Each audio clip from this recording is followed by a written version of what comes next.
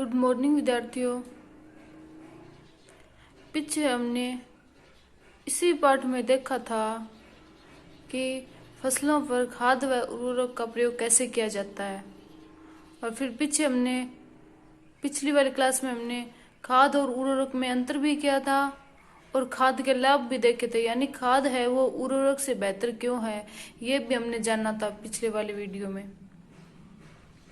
अब देखो, खाद डालने के बाद फसलों की सिंचाई की जाती है, यानी फसलों को समय समय पर जल दिया जाता है।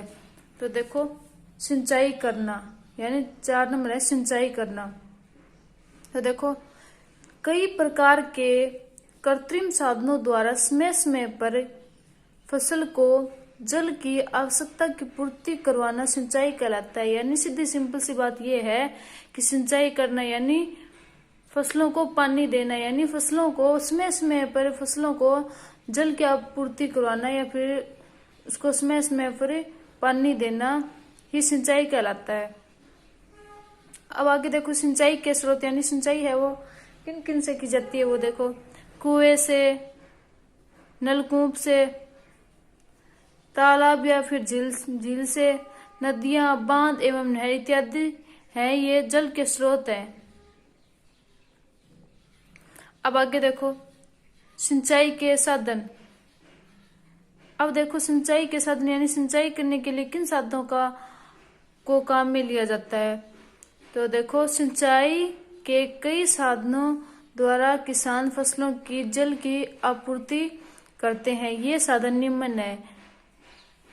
अब देखो, इन साधनों को 2 भागों में बांट रखा है सिंचाई के साधन।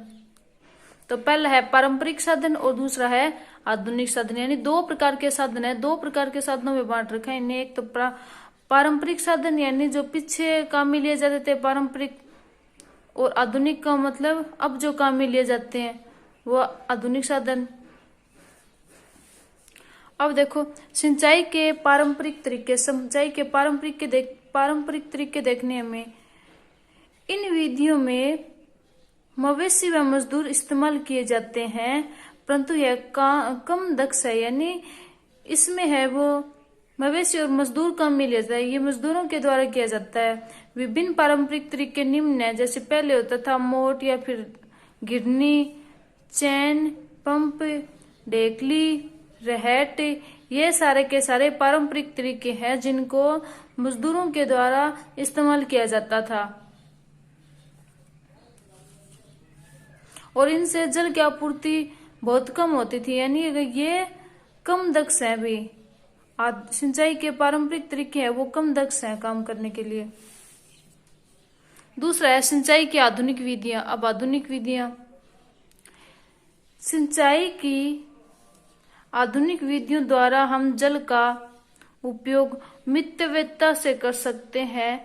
मुख्य विधियां निम्न है, यानी सिंचाई की आधुनिक विधियों के द्वारा हमें फसलों को एकदम सही पानी दे सकते हैं, यानी उनकी आवश्यकता के अनुसार उनको पानी दे सकते हैं।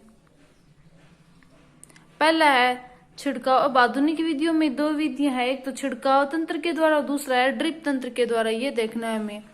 तो छिड़काव तंत्र, इस विधि का उपयोग असमतल भूमि के लिए किया जाता है जहां पर जल कम मात्रा में उपलब्ध होता है, यानी इस विधि का उपयोग है वो असमतल भूमि, यानी असमतल भूमि यानी जहां पर भूमि समतल नहीं हो, उबड़ खाबड़ भूमि हो या वहां पर छिड़काव तंत्र का उपयोग किया जाता है।